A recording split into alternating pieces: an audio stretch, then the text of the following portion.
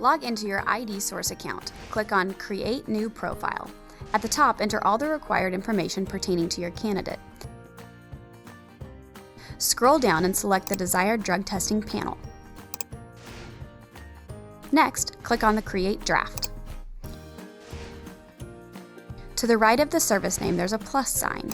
Click on it and add in the drug testing details. You may select the number of miles from your candidate in order to identify additional collection sites. Scroll down and select your desired location. Scroll down again and review the information for accuracy. Then select the gender and input the daytime telephone number for the applicant and click Next. In accordance with compliance guidelines, select a reason for the drug test. If you wish to update the expiration date, you can use the calendar tool to pick the date, then click Next.